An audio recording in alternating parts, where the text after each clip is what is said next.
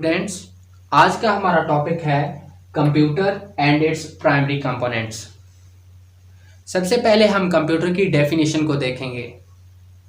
Computer एक ऐसी machine होती है जिसे प्रोग्राम किया जा सकता है ताकि वो डाटा एक्सेप्ट करे, उसे प्रोसेस करके यूजफुल इंफॉर्मेशन बनाए और उस इंफॉर्मेशन को उस कंप्यूटर के ज़रिए सेव भी किया जा सकता है। डियर स्टूडेंट्स, इस डेफिनेशन को ऐसे लिखेंगे: the electronic machine that can be programmed to accept data, process data into useful information and store it for later use। उसके बाद अब हम डिस्कस करेंगे primary components of a computer को, यानी कि कंप्यूटर के बुनियादी हिस्से कौन से होते हैं। कंप्यूटर के बुनियादी हिस्से 4 होते हैं। Number 1 input devices, number 2 processing device, number 3 output devices, number 4 storage devices. अब हम इनको डिटेल से डिस्कस करते हैं। नंबर 1 है इनपुट डिवाइसेस। इनपुट डिवाइस में सबसे पहले इनपुट को डिफाइन करेंगे और फिर इनपुट डिवाइसेस को। इनपुट क्या होती है? कोई भी डाटा या इंस्ट्रक्शन जो कि हम कंप्यूटर को देते हैं उसे इनपुट कहते हैं। डिफाइन करते हैं जी, anything given to the computer is called input.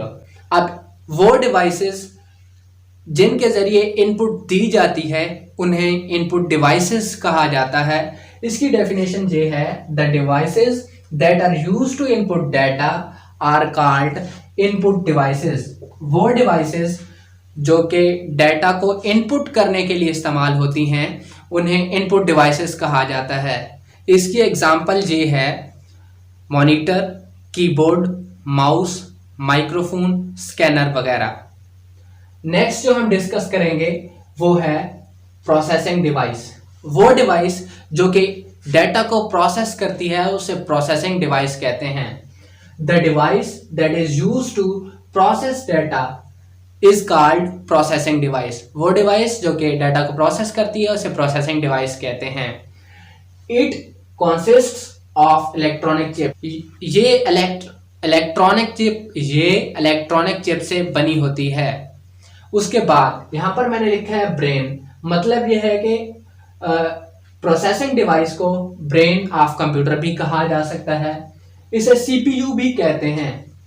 CPU stand है सेंट्रल प्रोसेसिंग यूनिट की। इसे प्रोसेसर भी कहा जा सकता है। यहां पर आप 3 सेंटेंसेस ऐसे लिख सकते हैं: it is also known as brain, it is also called CPU, it is also called processor। अब इनपुट के बाद जो डाटा इनपुट होता है उसे प्रोसेसर तक पहुंचने से पहले मेमोरी में स्टोर किया जाता है और उस मेमोरी को रैम कहते हैं। उस मेमोरी के लिए एक टर्म इस्तेमाल होती है जिसे मेन मेमोरी भी कहा जाता है। यहाँ पर 2 मेन वर्ड्स बुक के अंदर इस्तेमाल होते हैं जो है मेन मेमोरी और सेकेंडरी मेमोरी। इन दोनों के दरमियान मैं आपको डिफरेंस बताता हूँ। मेन मेमोरी जो है ये रैम होती है और सेकेंडरी मेमोरी हार्ड डिस्क होती है या रोम होती है। मेन मेमोरी जो है वो डाटा को टेम्परेरीली स्टोर करती है और जो परमानेंट होती है या सेकेंडरी मेमोरी होती है वो डाटा को परमानेंटली स्टोर करती है। अब हम डिस्कस करेंगे नंबर 3 आउटपुट डिवाइसेस। इसमें सबसे पहले आउटपुट क्या होती है? प्रोसेसिंग के बाद जो कि यूजफुल इंफॉर्मेशन होती है उसे आउटपुट कहते हैं। The data processed into useful information is called output. जो कि डाटा जो यूजफुल इंफॉर्मेशन बन जाता है उसे आउटपुट कहते हैं। अब आउटपुट डिवाइसेस, वो डिवाइसेस जिनके जरिए से आउटपुट डिस्प्ले की जाती है उन्हें आउटपुट डिवाइसेस कहते हैं। The devices that are used to display output. अब हम डिस्कस करेंगे नंबर 4 स्टोरेज डिवाइसेस। स्टोरेज से यह मुराद है महफूज करना, सेव करना। जो हमारी इंफॉर्मेशन कंप्यूटर जनरेट करता है उसको सेव करने के लिए स्टोरेज डिवाइसेस का इस्तेमाल किया जाता है। स्टोरेज डिवाइसेस क्या होती हैं? वो डिवाइसेस जो डाटा सेव करती हैं। The devices that are used to store data are called storage devices। वो डिवाइसेस जो डाटा स्टोर करती हैं उन्हें स्टोरेज डिवाइसेस कहते हैं।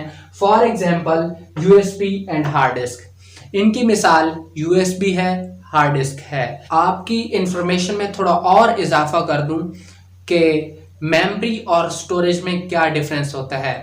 जैसे मैंने आपको पहले बताया रैम और रोम का डिफरेंस, इसी तरह से जो मेमोरी होती है वो टेम्परेरी स्टोरेज होता है कंप्यूटर का, और जो स्टोरेज होता है वो परमानेंट स्टोरेज होता है।